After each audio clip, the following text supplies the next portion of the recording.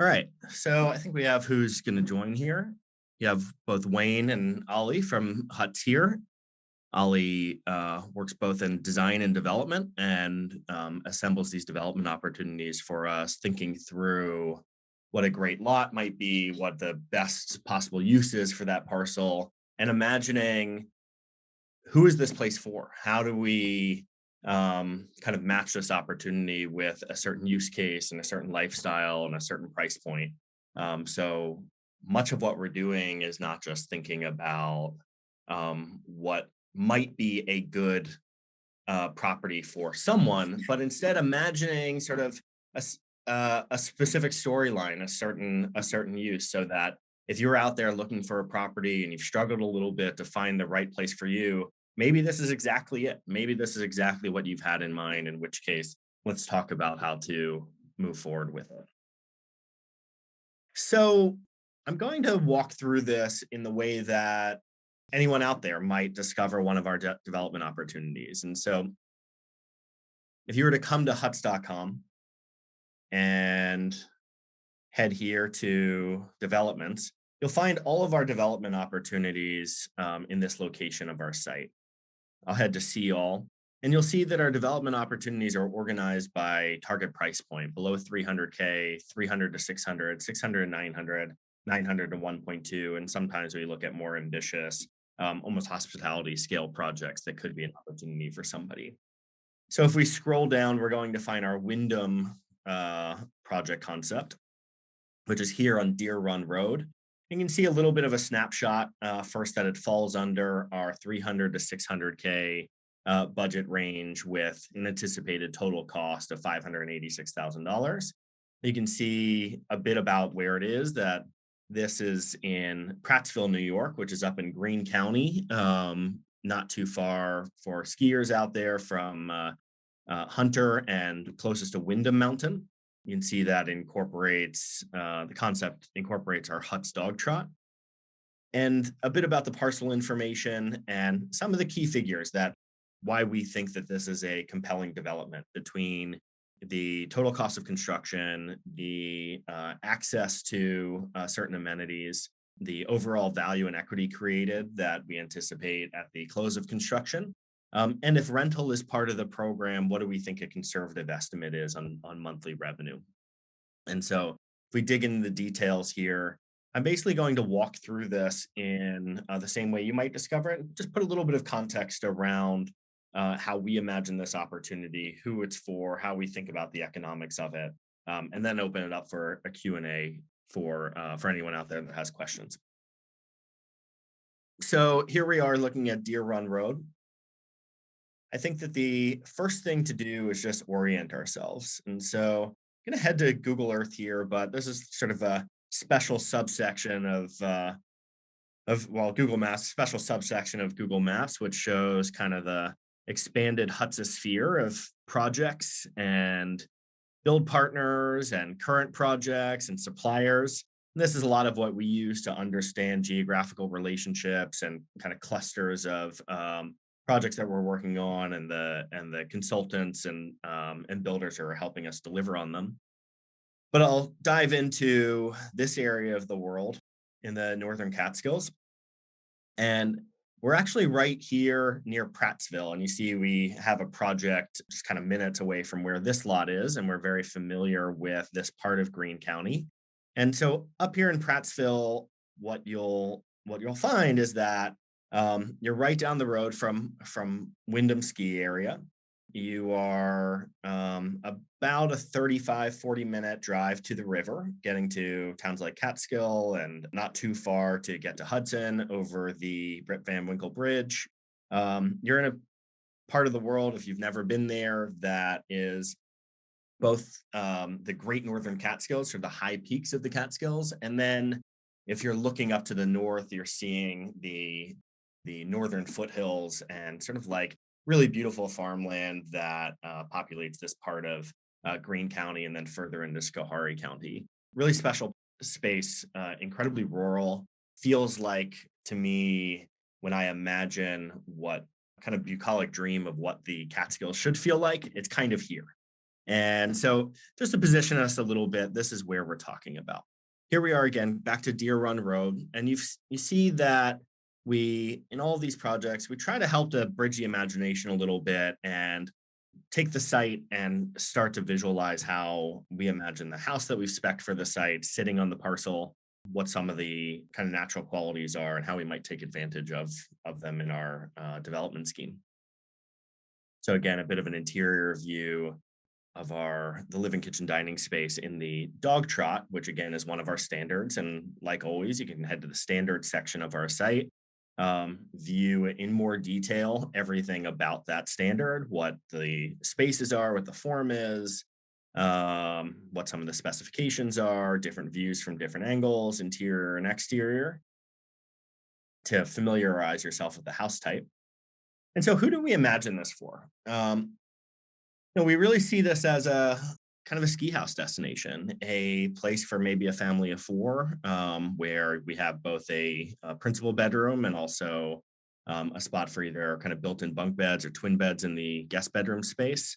It's really an excellent location for four-season rental if part of your ambition is to offset your cost of ownership for this second home with rental. Say, for instance, you're going to use it primarily in the winter. You have 9 months of rental, and how might that play out? Or you're going to use it maybe 1 or 2 weekends out of every month. What might it look like to rent it the other 50% of the time? And so we think that this is a really good fit for that sort of condition. So, like we said, the location here, this pin would actually be in the next county up. Is we're not too far here from Poundville and some of the waterfalls that you see in like Catterskill, and then like we said, Windham, Hunter Mountain ski areas. And on the riverside, the sort of like famous views that made drew people from New York here initially. The so much of what the Hudson River School did is sort of glamorize and idealize this part of the country, and this is where they were painting. These are the views that kind of made so much of this area so desirable. And so our vision for the property is that we'd utilize our dog trot standard as the primary house on the property. We would orient it such that we're taking advantage of a little bit of the topography that exists on site to get a little bit higher, do some strategic clearing in this wooded lot to afford ourselves a bit of a farmland view. And so the first step on this project is, like any development opportunity project, is land acquisition. And so here we see this view of the lot. Here's the lot sort of wooded. And we can start to get into the economics of this project. So this lot, the purchase cost is $75,000 as listed. We would recommend spending a little bit of capital on proper due diligence, which is going to include getting your survey completed, potentially getting topography shot so we really understand the grade, and the most important piece is getting a perk test completed. This is a property that's in the New York City watershed and will require septic. And so we want to make sure that the septic system is able to be built in a kind of traditional manner and can accommodate the bedroom sizes and the house types that we're proposing. And so your initial piece of acquisition here is going to be around $80,000 all told to acquire the lot. After acquiring the lot, the next phase of work is land improvement. This is where you go from what you're purchasing, which is a raw lot, and then forcing equity into the lot by improving the lot and making it more development ready, making it more closer to build ready. And so there's a couple of things that you need to do, or that we would need to do as part of this development to achieve an improved lot, which is going to include building a driveway. There's going to be some tree clearing. You're also going to have to build a well, a septic, run power to the lot. And so we've laid out, using our best estimates, what those costs will be for some light and strategic tree clearing to complete a 150-foot driveway at an average cost that we see in this area of around $7,500 per linear foot, to build a well, to build a septic to accommodate 2 bedrooms, but probably flex up to 3 bedrooms, and to run power to the site. we would also manage that process and manage the subcontractors and have a design and development fee associated with executing on that piece of the project. And so now you've made this transition. You've went from this raw lot to starting to put some pieces in place. You've got a way to access the site. You have utilities in place. You have done some things that have a capital cost. We're estimating here around $67,000 of land improvement costs, but they also produce value. They force equity into the land, and they change the assessment of what you own. No longer a raw lot, it's an improved lot, which in the eyes of the open market on resale or in the eyes of a bank on appraisals, changes the condition of what the asset is. And so at this point, you would have spent around $147,000 on the land and the land improvements, but you would be holding an asset that we're estimating would have produced around 20 grand in or $18,000 in equity at that point. So one of the big goals for us in any of these development opportunities that as we move across the pro forma, which means move through time and delivering on the development, you're right side up, that you're equity positive as you move forward, that between the development fees and the capital expenditures and acquisition costs, you're always in the black. Okay, next step would be building the home. This is a simple development that we're proposing. No collection of outbuildings, no subdivision, none of those pieces. It's quite straightforward, single family residential use of a rural residential lot, where you need a single building permit, and then you're kind of off to the races. And so we would complete our documentation for the dog trot on the site. We would onboard one of our trusted local build members to execute on the project. And then we'd be moving into the next step of the pro forma, which is actually building the house. And so our dog trot is a pretty efficient layout, with the kind of two peak roofs, peak roof structures. One really the public space, living, kitchen, dining. The other the kind of bedroom space, more of the private wing, connected by this sort of public entryway storage area. And it's only 1,022 square feet, a lot of function in a relatively small footprint. And so the way that we look at construction pricing in a very simplified way is in two buckets. The first is the shell costs. So for everyone out there, imagine if you're in your office, your apartment, or your house, look around you. Imagine you have no floors, you have no tile, you have no light fixtures, you have no appliances, you have no cabinets. You're sitting in a white box that is either air conditioned or heated, but is fully enclosed as a space. That's for us the conditioned shell. And here we estimate that it will be built for around $300 per square foot to get to that shell. And this isn't all that variable, right? There's some changes in window costs. There's some changes in exterior finish material, but using our kind of more standard HUTS specs, $300 a square foot is a good estimate here. And a lot of the cost here comes from commodities. What's lumber pricing? What's concrete pricing? What is our window spec going to cost? And so we sort of know this budget. The next piece is on fixtures and finishes, and this can vary a bit depending on how high or low you go in the selection of fixtures and finishes you choose. But in this case, we're imagining sort of pretty mid-grade selections, really beautiful, but also high durability, anticipating that there's going to be some turnover in the property. That it would be utilized at least at some point for rental purposes.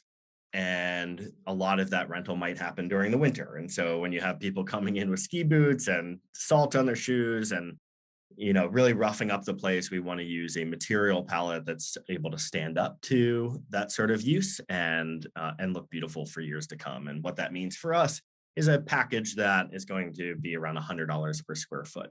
So you add those two pieces in, and that looks like our construction costs. HUTS would also have a design and development fee for producing securing permits, producing all documentation, onboarding the build team, and managing some of the construction process. And we've reflected that fee here. And so now we have kind of three things to add up. We have the cost of acquisition, we have the cost of land improvement, and we have the cost of building the home, along with HUTS's effort to manage that full sequence. And you would have spent at this point through some collection of out of pocket for the land acquisition and likely bank financing for the construction, around $586,000.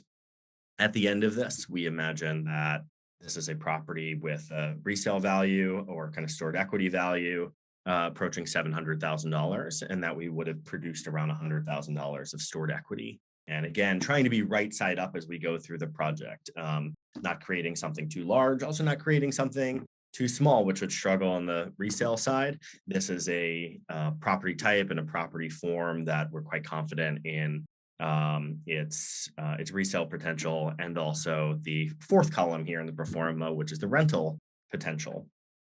We use what we think are quite conservative figures for rental. We're assuming, that this is a place that's not pure investment, that you're utilizing it some of the time. You don't want it to be kind of constantly booked, but let's imagine 50% of the time or so, it's occupied by renters with an annualized average per night rate of around $350 a night. You're going to be in this area a little higher in the winter, a little bit lower, say in the spring.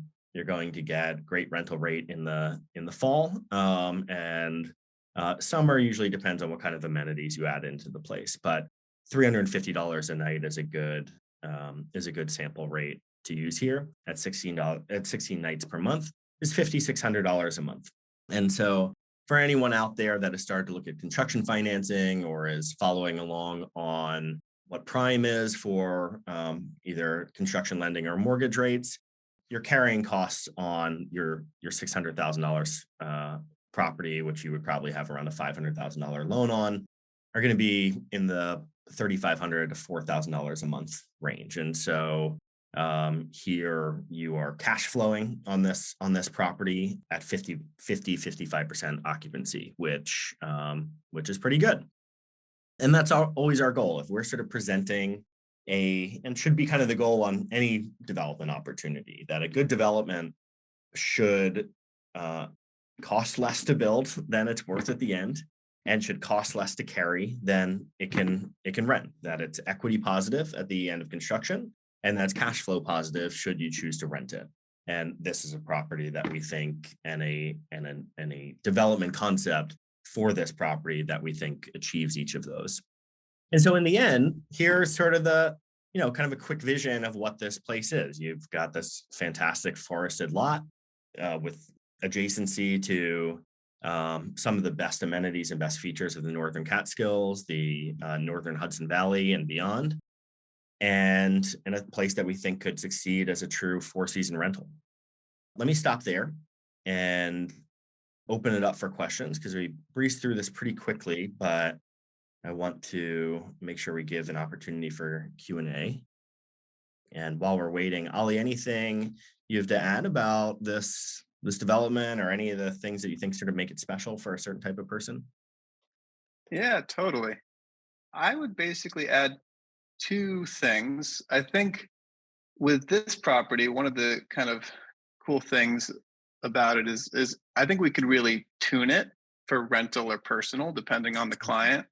And I think we could, just because, as Wayne mentioned, it really is this 4-season rental. But if the concern really is carrying costs and making sure it's cash flowing, you could do two things. You could kind of sort of tune down the fixtures and finishes, and we could really kind of sort of try and come at initial lower price per square foot point, which would bring the carrying costs down, or the reverse. We could do the we could sort of really make it personal and worry less about that. And also, it's sort of in such a lot that, if we wanted to kind of start to think about potentially another ADU or something that could really sort of add a bedroom, that could really sort of help out the pro forma in that direction as well. I think the other thing I'd quickly add is, one of the things that's really nice about this lot is it's sort of tucked off the main road. It's not really directly on any main road, which kind of gives you a lot of privacy, which I think for this type of forested lot is exactly what you want. You really want to be arriving at this kind of secluded place. But sort of one of the initial things to think about in the early stages of this project would be securing the right of way agreement and sort of how that would work. But yeah, I think it's a really spectacular property and opportunity myself. Thank you so much. Yeah, I agree. I mean, I think it's a special place that's kind of falls within the category of easy for us.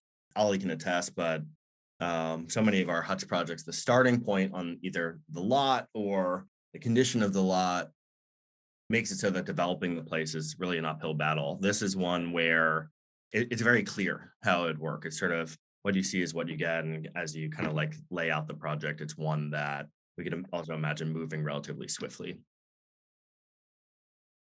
So Beth writes, what are the R values in your homes? And so Beth, this depends a little bit on where we are in the world, and also what code requires. But one thing I will say that is pretty uniform is that we are way beyond code, almost everywhere. We very highly efficient structures, using really excellent building science to create incredibly tight envelopes in our buildings. So much so that they always have an ERV to be able to bring in fresh air because the building is just kind of so tight, operates a bit like it's kind of like a high-end igloo cooler, right? The answer there is no matter where we are, we tend to be exceeding what's required in our values by code by an order of magnitude. Eric asks, is there any place to tour HUT structures in person, a demo structure? And so kind of two questions. There's two answers to that. The first is we have a bit of a self-guided HUTS tour to be able to see street visible projects that are either completed or under construction, where you can sort of drive around much of the Catskills, Hudson Valley, and beyond if you happen to be in other parts of the world to see projects in various states from the exterior. And we are developing our own property for this purpose to have people be able to come to one of our structures, see the finishes in person, see these completed. And our property is in sort of on the other side of the Catskills from here and closer to Livingston Manor in the Western Catskills. And so once that place is completed, I'm sure we'll be doing a lot of day tours of the property. Michael writes, missed the first few minutes, so apologies if already covered. What are typical timelines for each phase? And do you have sample costs for customization, i.e. solar decking garage? So solar decking and garage and customization, actually just 20 minutes before this, I did or an hour ago, I did a webinar on our modifications process, which answers a lot of those questions. And so I'm going to point you towards that, Michael. Typical timelines for us, we try to get to securing permits from the minute somebody says go within 10 to 12 weeks, and have our contractor lined up shortly after. And you can kind of budget somewhere between 5 and 7 months on construction from there. So this is a house that we imagine if we said, hey, let's go, this is sort of a spring move-in date. Thank you so much for joining and hanging out with us on a Wednesday afternoon. We will write everyone who attended this session to follow up if you're particularly interested in this development opportunity. For anyone who wasn't able to join, you're not out there right now, but hopefully you'll come across this video and at any moment, the thing to do to get in touch about this development opportunity is to go down to the individual page, fill out this form, and we'll be in touch ASAP to talk through next steps. Thank you so much, everyone.